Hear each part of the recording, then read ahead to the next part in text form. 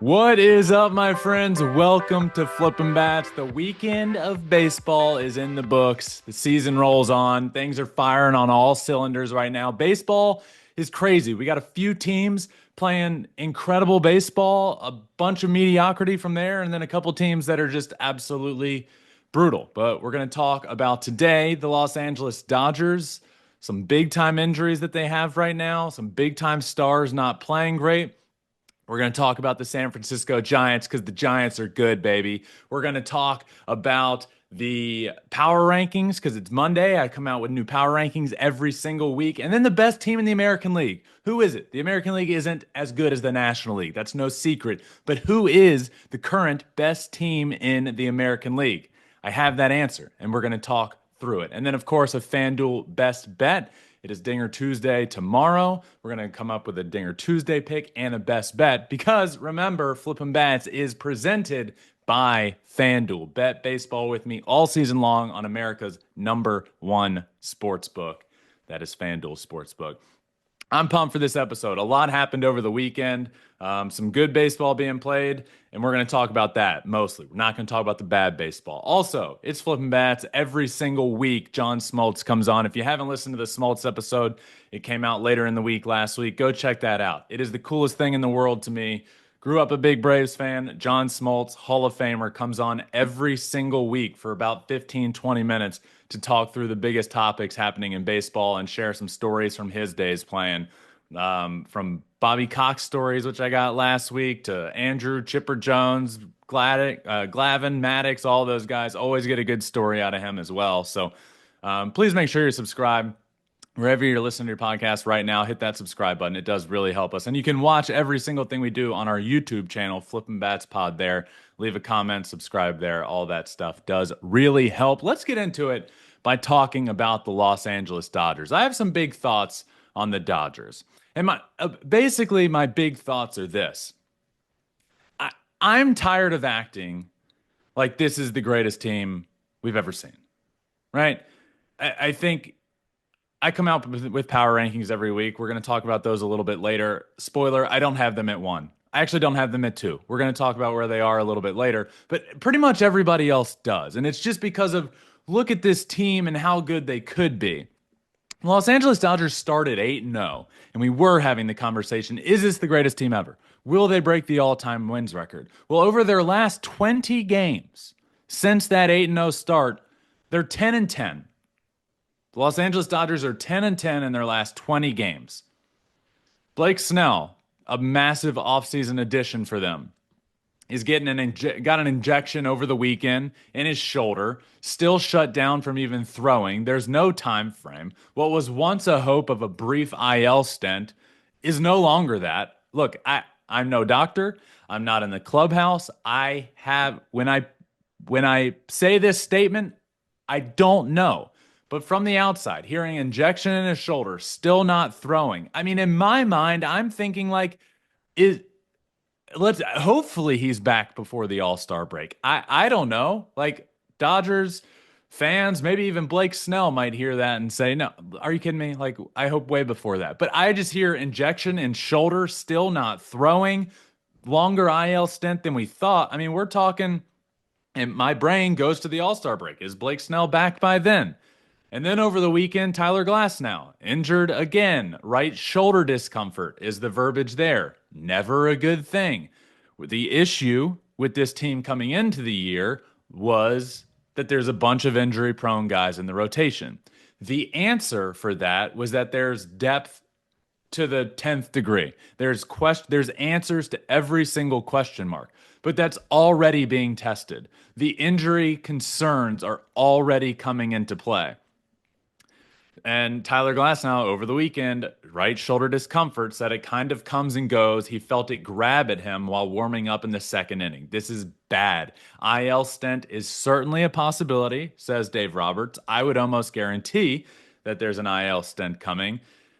And I feel terrible for Tyler Glasnow. One of the first ever guests on Flippin' Bats years ago. Tyler Glasnow, great dude. I love him. He's a stud when he is pitching. But just the injury concerns, the injuries that continue to come up, I feel terrible for him. Nobody feels worse than he does. This was his quote when he came out of the game over the weekend. He said, I'm obsessed with trying to figure out what's going on. And it's been like this for a few years. I'm trying to find a way to stay healthy. And I'll try to do whatever. I just don't really have an answer right now. And I think that's the most frustrating thing. It's not like a lack of trying. It's just kind of getting exhausting at this point. I know it's probably exhausting for a lot of people, for me especially, but I feel bad for my teammates. I feel bad for people watching. It's just a whole very frustrating situation for me. It's hard.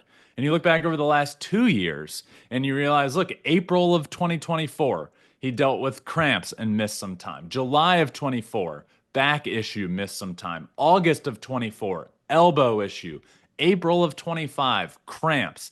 April of 25, now his shoulder. You go back further than that, and there's injuries every year as well. It just sucks. This guy is a great pitcher when healthy, and he struggles to stay healthy. But that is the concern with this team, right? You did put together one of the greatest teams on paper, if not the greatest team on paper that we've ever seen.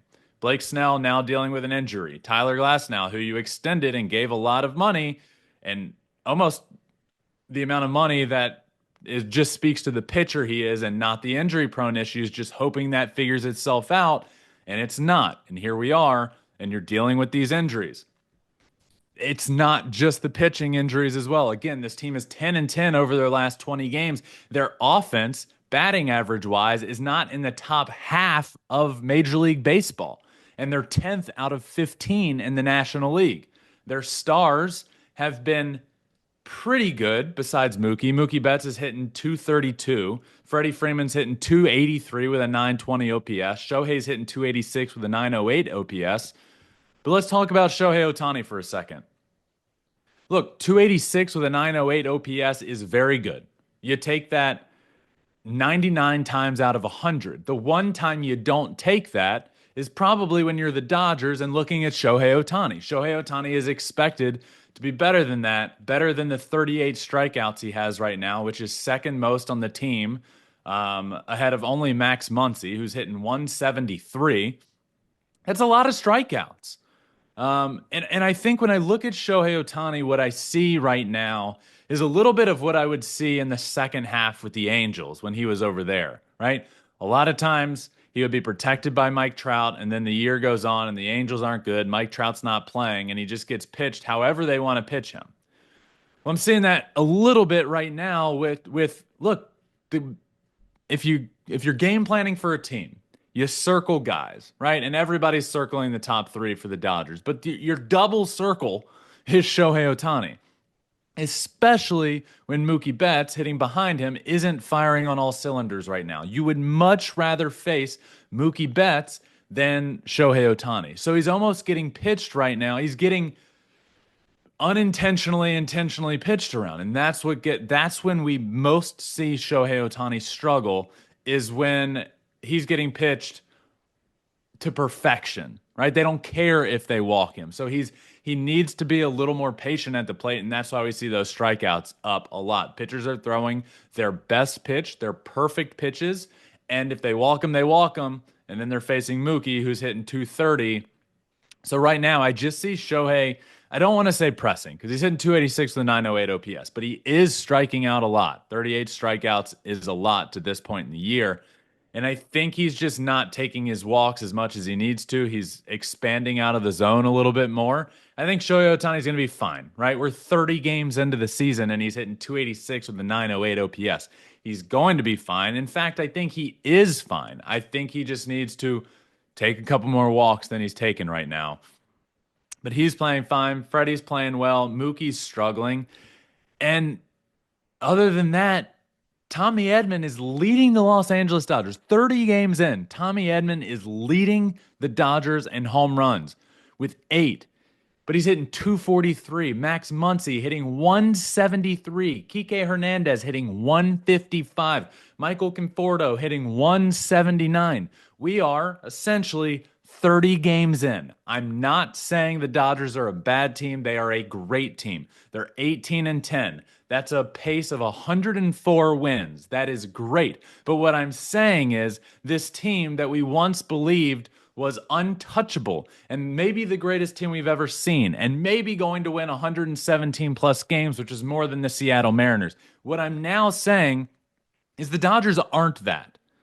The Dodgers' issues have all come to light already, and it's April 28th. Tyler Glasnow is injured. Blake Snell is injured.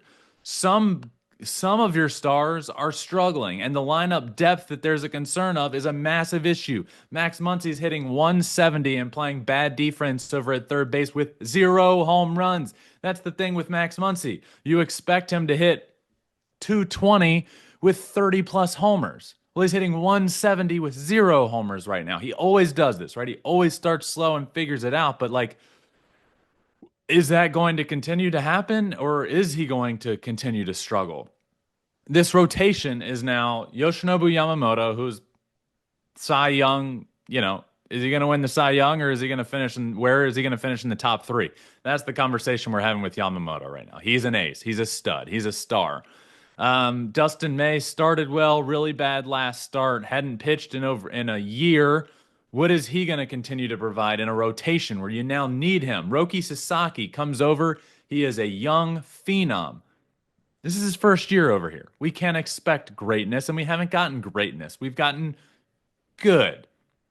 At most every start has been, not most every start, but his recent starts, he's going like 4 or 5 innings with a couple of strikeouts and some walks, and like he's not a number 2 guy in a rotation. He's more like a back-end depth rotation piece with, in my mind, the potential to be a future ace for a long, long time. But that's potential, future. You're now needing him as the Dodgers to step up in the rotation and be a stud. So again, my whole point here isn't that the Dodgers aren't a great team. The Dodgers are a great team. But I sit here and see everybody put them as like number 1 or number 2 in their power rankings, and I think, hold on here.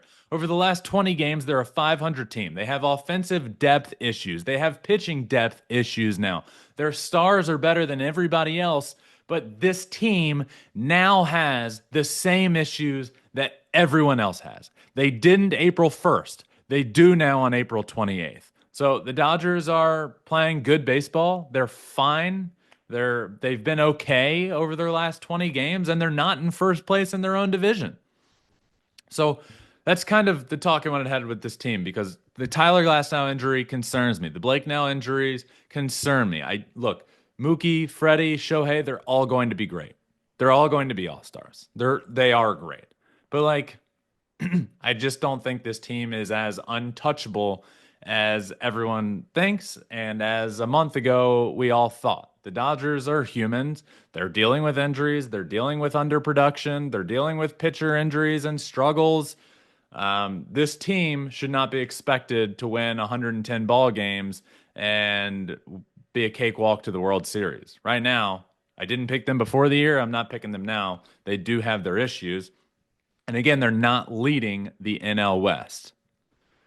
Who is leading the NL West is a team that I want to talk about, and I want the world to put some respect on their name, and that is the San Francisco Giants. The Giants are good. I've been saying it since the beginning of April. This team is fun. They're doing it in a million different ways. As the great John Smoltz said on my show, I think he said this a couple weeks ago, it takes about 30 games for a team to tell you what they are. We're about 30 games in. The Giants are 19-10. I'm not great at math, but I can promise you 30 games in, the San Francisco Giants can't possibly be worse than 19-11. That's an incredible record in your first 30 games. They're not doing it in one particular way every single day. And that's what I think makes this team good. That's why I still think they continued to be undervalued by everyone in the baseball world, essentially. Why? Well, they're not leading the league in offense. They're not leading the league in team ERA. They're not leading the league in runs scored. But they're doing it in so many different ways, and I don't think people quite grasp that a lot to do with winning is at the end of the game, having more runs than the other team. I don't care how it's done. I don't care if your offense puts up 10 runs and you win 10-9. I don't care if your starting pitching does great and you win 1-0. I don't care if you in the bottom of the ninth in a tie ball game have a swinging bunt down the line and the team has two errors in the play and you end up scoring the winning run that way and a walk-off little league homer. I don't care how it's done. Good teams win in many different ways. That's what new president of baseball ops, Buster Posey, said over the weekend. He's like, what I like about this team is we're just winning in so many different ways. Winning one-run ball games is important. And nobody's doing that better than the Giants right now. They're winning in every way imaginable. They have the most wins in all of baseball when trailing by 2+ runs in a game at any point. They have 10 wins. 10 of their 19 wins have been when they've trailed in a game by 2 or more runs. The next closest team is the Diamondbacks at 6. They've almost doubled up the next closest team. So the Giants are 24th in team ERA. They're 22nd in team average. They're 19th in OPS. But what fires me up the most about this team is I look at them and on any given night, I do not know how they're going to win.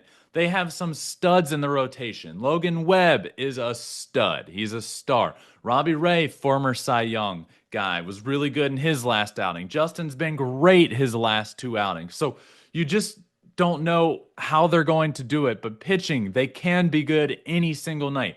Back into the bullpen's probably where they're their most consistent. Tyler Rogers has been incredible. Hayden Birdsong is a stud. I tweeted this over the weekend. This dude is a future many time All-Star. Right now, he's not even in the rotation. He's just coming in a couple times a week, throwing 3 innings out of the bullpen and shutting teams down. This guy's going to be a starter. He's a stud. He will be an All-Star many times in his career. But the ability to bring him in, it reminds me of what at the time, the Indians did with Andrew Miller coming out of the bullpen in the playoffs, where he wasn't their closer. He wasn't starting. He was coming in just throwing like 2 or 3 massive innings at the middle to end of that game to hand it over to the back end of the bullpen. That's what Hayden Birdsong's doing, and he's doing an incredible job. Rogers is great at the back end. Walker's been a struggle, but Camilo Duvall has picked him up and been fantastic. He's back to looking like an all-star form. He's a stud. So that's one way. That's the bullpen's another way. Their offense, they are capable of putting up runs. Mike Yastrzemski at the top of the lineup is hitting almost 280, and he's been really good this year. Jung-Hoo Lee, I love Jung-Hoo Lee. He's become, and look, I don't need to gloss over this. I'm watching the Giants more this year because my brother's on the team. I'm watching Jung-Hoo Lee this year more because my brother's on the team. I watch him every single day, every single night. This guy is quickly becoming one of my favorite baseball players. He plays the game so hard. He flies around the bases. He plays a great, effortless center field. He's hitting well over 300. He hits for power. He hits triples. He hits doubles. He hits infield singles. He hits the ball into McCovey Cove. The dude's a star.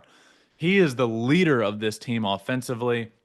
I love him. I love watching the way he does it. And defense, watching this team on defense is a lot of fun. So what I'm saying is it's time the world puts respect on the San Francisco Giants name.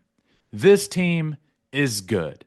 And they don't do it like the Los Angeles Dodgers. They don't do it like the New York Yankees. They do it like the San Francisco Giants have done it every single time they go on to win a World Series. They are never picked coming into the year to win the World Series. But it's about culture. It's about having the ability to win any single night in any single way. And that's what pumps me up about this team, is you don't know. But at the end of the day, you look up 30 games into the year, and they could be 20-10 or 19-11. This is a dang good baseball team. The Giants are good.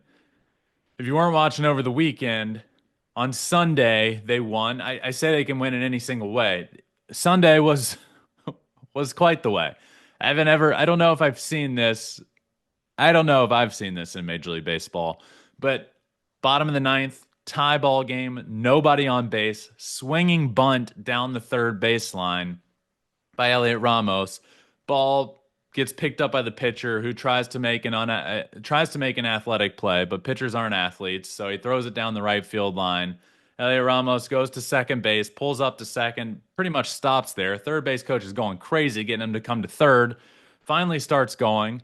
Jake Berger over at first base picks it up, throws it to third base, throws it away. Elliot Ramos gets up and runs home, dives in home, swinging bunt single, walk off, little league home run, wins the ball game, 19th win of the season for the San Francisco Giants. This play to me is one about, hey, Giants can win on any given way, any given night. Yeah, sure. The Texas Rangers. This is wild. But the one thing I want to say about this is, where is Adolis Garcia? I played right field professionally. Probably 90% of my playing time was in right field. The other bit in left field, other bit at first base, and there's like one or two games mixed in center field, and 2 innings mixed in on the mound, by the way. Regardless, most of my time was in right field. Where is Adolis Garcia here? A ball is hit to the left side of the infield. You are automatically, as a right fielder, running over to back it up. And I'm not saying full sprint, get over where you are like over in front of the fence if something gets by the first baseman coming from third base or a pitcher covering the third baseline. What I'm saying is just have your body moving in that direction. Again, not a full sprint. Imagine yourself standing in right field. There's a swinging bunt hit to the left side. I'm just getting my feet moving. I am running towards the foul line, watching the throw. And if I see anything that looks out of the norm, a pitcher trying to make a Derek Jeter type throw, immediately, that ain't going to work out well. I'm going to kick it into high gear. If I see the first baseman starting to jump or reach for a ball, I'm kicking it into high gear and sprinting from my jog. If I see the ball over his head, it's a full-on sprint. Well, Adolis Garcia was standing there. He was just standing in his right field position. He was not backing up the way he needed to. This could all be alleviated. In fact, how far was he? Jake Berger isn't exactly Jung Hoo Lee on the bases. Jake Berger was the one that tried to catch the ball and then had to hightail it down the right field line, and he got to the ball before Adolis Garcia was even close to it. Adolis Garcia was nowhere to be found. If Adolis Garcia is doing anything close to what he's supposed to be doing, Elliot Ramos gets to second base, and then he stays there, and that's that. But no, nobody was there. He gets to third base. Jake Berger picks it up, throws it into the outfield again, down the left field line. Next thing you know, Elliot Ramos scores. That's ball game. It's the little things that are being done incorrectly that piss me off the most. And Adolis Garcia is paid to be a stud in this game, paid to be an all-star player, paid to hit in the middle of your lineup, and paid to do the little things to make your team a playoff team. And he's not doing that. He didn't do that in that situation. And to me, I watch this walk-off and I think, man, what a fun play. That's crazy to end the game. No, as a former player, as a right fielder, it just pisses me off that the right fielder was nowhere to be found. And it literally lost the game for the team. Crazy. Crazy ending to the game. Crazy Adolis Garcia was nowhere to be found. The Rangers, not doing the little things, end up losing that game, losing the series, and Giants win another one. So, again, whole point here, put some respect on the Giants' name. They're playing great baseball. Let's move over to the American League. The American League is not as good as the National League. That's no secret. There's a bunch of teams better in the National League than anybody in the American League. But who is the best team in the American League? New York Yankees in the World Series last year. Off to a good start. Is it the Yankees? Let's talk about it. Best team in the American League, to me, right now, the team with the best record in the American League is the Detroit Tigers. So to me, the question, the two best records in the American League are the Tigers and the Yankees. The question becomes, which of those two is the best team in the American League? Is it the Tigers? Is it the Yankees? Well, let's talk about that. If you put the Tigers and the Yankees in a matchup against each other, let's say it's a 5-game series, Tigers versus Yankees. Who wins that? Well, that's how I'm going to go about picking who's the best team in the American League right now. The Detroit Tigers have Tarek Skubal at the top of the rotation. The Yankees have Max Fried. Both great. Both lefty studs. Give me Tarek Skubal. Tarek Skubal's the best pitcher in the game of baseball. American League Triple Crown last year. Cy Young Award winner. Um, they added Gleyber Torres to the middle of the lineup, so he goes from the Yankees to the Tigers. Gleyber's hitting great, 281. The Tigers are 13-3 at home. They started 12-3 at home, and that's the best home start since 1911 for the Detroit Tigers. Um, on the other end of things, the Yankees and Tigers have the same run differential. They're both plus 42, tied for the best in all of baseball. They have a great offense. I think the Yankees' offense is better than the Detroit Tigers. I don't have a problem saying that. So, really, for me, this comes down to pitching. And let's talk about it. The Detroit Tigers, the Detroit Tigers rotation is the best in baseball right now, and I don't even think it's particularly close. Tarek Skubal has a 2.34 ERA. Jack Flaherty, 2.63 ERA. Casey Mize, a 2.12 ERA. Casey Mize has been phenomenal. Jackson Jobe, young phenom stud, 2.70 ERA. Reese Olson, a 3.29 ERA. The Detroit Tigers have given up 87 runs in 247 innings this year. It's by far the best rotation in the game of baseball. On the Yankees side, Max Fried has been fantastic. He has a 1.43 ERA. Carlos Rodon's your number two. What is he on any given night? Some nights, Carlos Rodon is a number one. Some nights, Carlos Rodon's a number six. You never know what you're going to get any given night from Carlos Rodon, who currently has a 3.50 ERA. Other than that, the other names on the list that have gotten starts this year, these are the Yankees team. This is the Yankees players ERA that have started games this year. Max Fried, 1.43. Carlos Rodon, 3.50. Carlos Carrasco, 5.26.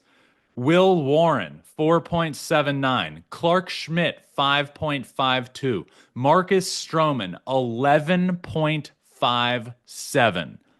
The rotation isn't even close. The Detroit Tigers are the best rotation in baseball. The only reason the New York Yankees rotation is even afloat is because of Max Fried. Let's talk bullpen.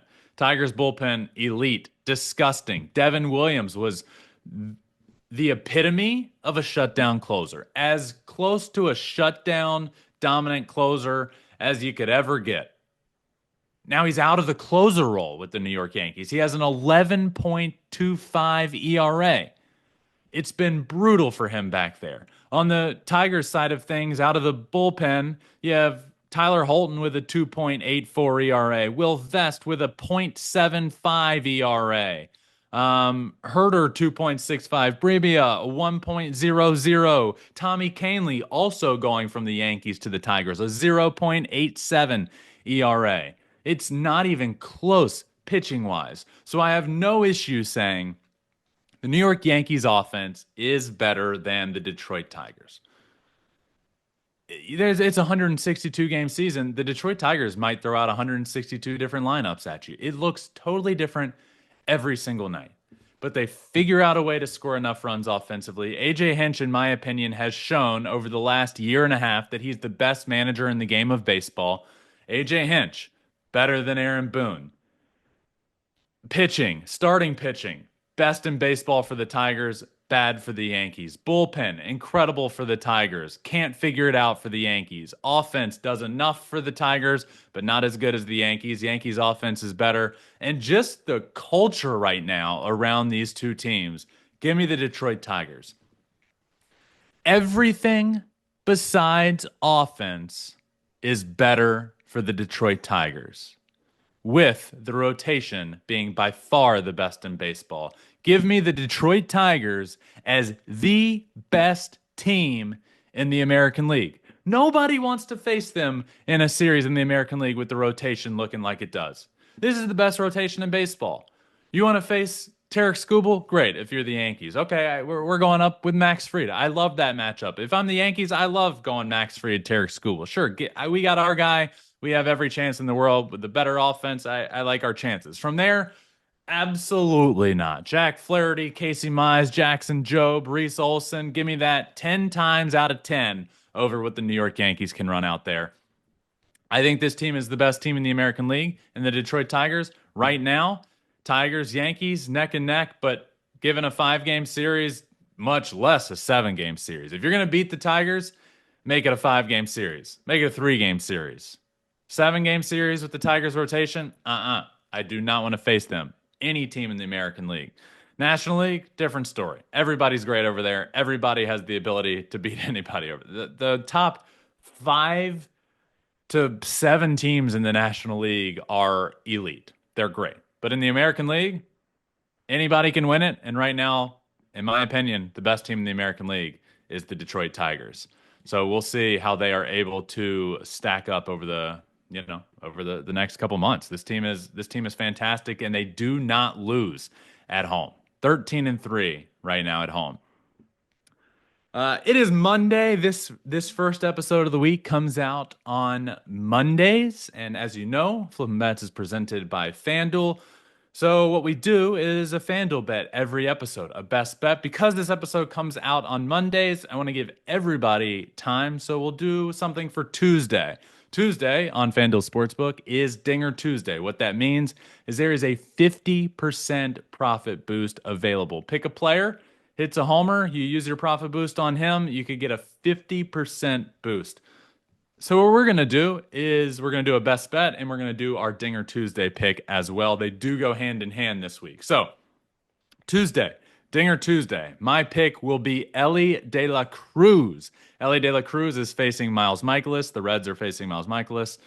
He is 4 for 11 off of him with 3 extra base hits and OPS over 1,000. And the Reds are playing at home, where it's an absolute launching pad. So I love it. Give me Elly for Dinger Tuesday this week off a pitcher that he rakes against, which leads into another best bet for Tuesday. Give me the Reds money line over the Cardinals. You got Miles Mikolas going for the Cardinals against Brady Singer for the Cardinals. So much of the Reds lineup has incredible numbers against Miles Mikolas. Spencer Steers hitting 500 with a homer. TJ Friedel, Gavin Lux, obviously Elly De La Cruz. There's 5 guys in the Reds lineup with incredible numbers against Miles Mikolas, and not many guys on the Cardinals have even faced Brady Singer because he's coming over from the Royals. Not a lot of ABs there against him.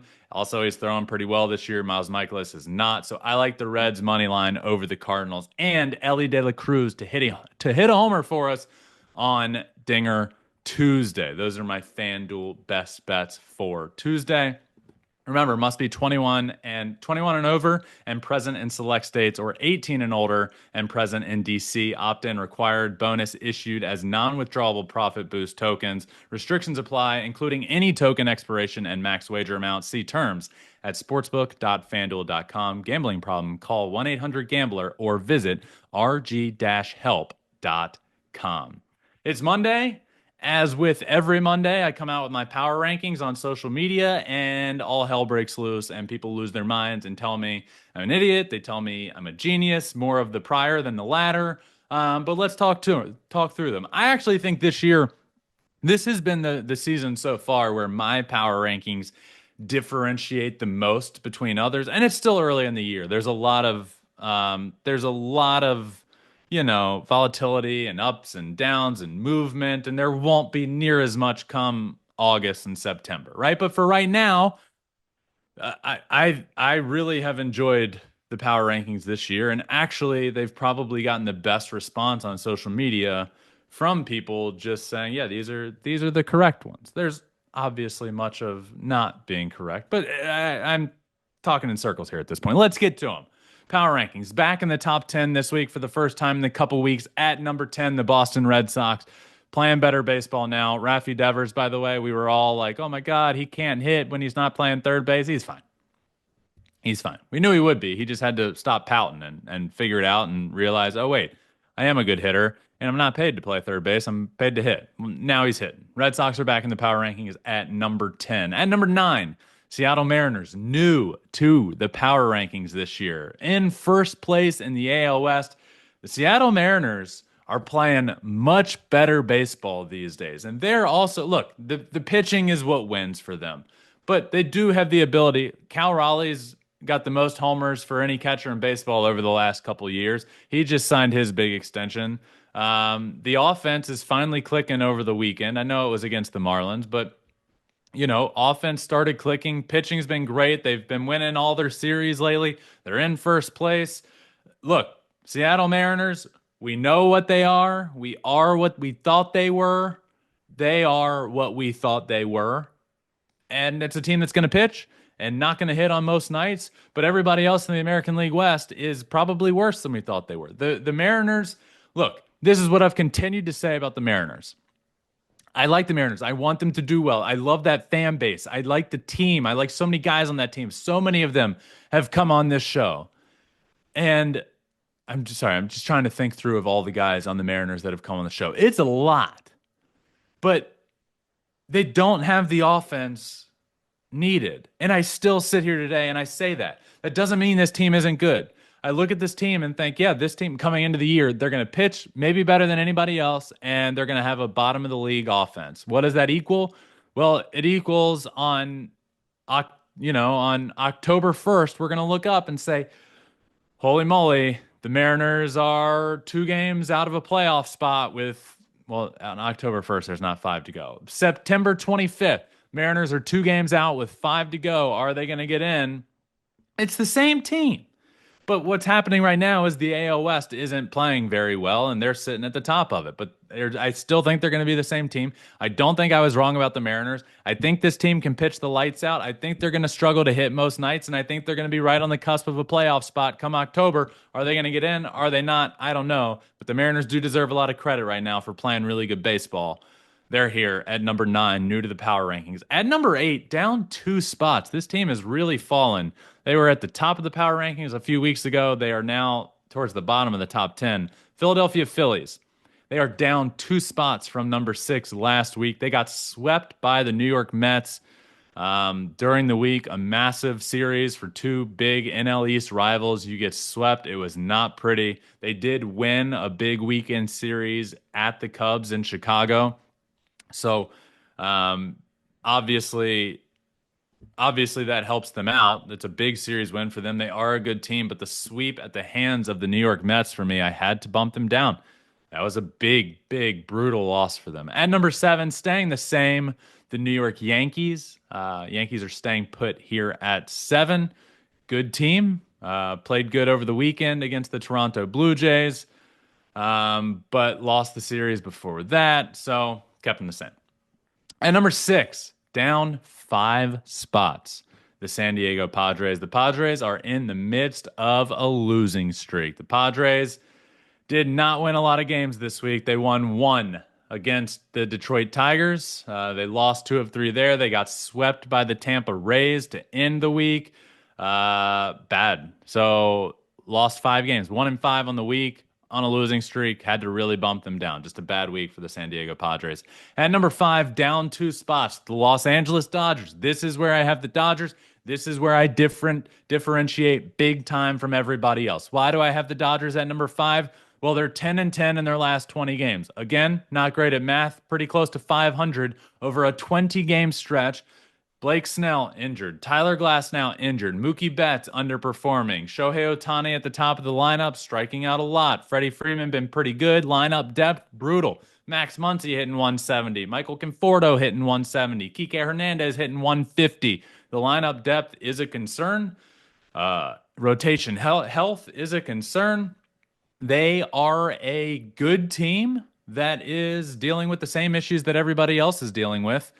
And they've been playing 500 baseball over the last 20 after an 8-0 start. I have the Dodgers at number 5. They've lost a lot of series lately. They did win a weekend series against the Pirates, but you got swept by the Cubs earlier in the week. So give me the Dodgers at number 5, and I actually feel really good about this, even though everybody else has them way higher. At number 4, the team that did sweep the Dodgers early in the week, the Chicago Cubs. They are up 1 spot from number 5. I had to move them above the Dodgers because they swept them in the series. They did lose a weekend series to the Phillies. I would have had them higher. I did have them higher because it was Sunday Night Baseball, and then I did have to bump them down 1 spot from where I had them, potentially had them. Where I had them last week was 5. I moved them up to number 4, up 1 spot. up to number 3 and up 5 spots. And the best team in the American League is the Detroit Tigers. The Tigers have the best rotation in baseball. It ain't close. The Tigers have the best manager in baseball in A.J. Hinch. The Tigers have a dominant bullpen. The Tigers do enough offensively. You never know what they're going to do. One of their best hitters against righties is Kerry Carpenter. He doesn't even play against lefties. One of the best hitters against lefties is Andy Ibanez. He doesn't even play against righties. You never know what the Tigers are going to do any given night, but they find a way to win because they're going to pitch better than you. The Tigers are the best team in the American League, and I have them at number 3 after beating the Padres, who were at the time the best team in baseball, beating the Padres 2 out of 3, and then sweeping the Baltimore Orioles. A great, great week for the Tigers to solidify that. To me, I'm done having them in the top 10, showing that they're a good team. They're a top 3 team in the game of baseball right now, and they're the best team in the American League. And that's why they moved up 5 spots to number 3. At number 2, the San Francisco Giants, who are 19-10. They are leading the NL West. The Giants are good. Put some respect on their name. They're playing great. They're winning baseball games a million different ways any given night, and they're a lot of fun to watch. They're here at number 2. At number 1, rounding out the top 10 power rankings, is the New York Mets. The Mets went on a long win streak. They did blow a lead on Sunday to the Nats, but the Mets are the best team in baseball. They swept the Phillies earlier in the week. They won the series against the Nats. They went on a long winning streak. They also have 19 wins. This Mets team is fantastic. And look, if you were to say at the beginning of the year, okay, it's going to be April 28th, and you're going to have the Mets at the number 1 spot in your power rankings, how are they doing it? I would say, Juan Soto has been the best addition for them. They paid him $750 million, and he's absolutely killing it and has been the missing piece for that lineup. What if I were to tell you that's not true? What if I were to tell you Juan Soto's not hitting yet? What if I were to tell you the reason the Mets are here is because they're pitching the lights out and Pete Alonso has been phenomenal? And by the way, Francisco Lindor, when Francisco Lindor starts like this, there's need for MVP conversations, because Francisco Lindor doesn't start like this and he ends up in MVP conversations. He's now playing great to start the year. It just means he's going to get better throughout the year. Lindor's been good. Alonso's been great. Juan Soto is just Juan Soto in the middle of the lineup. He's struggling, but he's a fear for pitchers. He will figure it out. The Mets are 19-9, and Juan Soto is struggling, and we know that's not going to continue to be the case. The New York Mets right now, best team in baseball, 19-9, leading a good NL East by 4 games.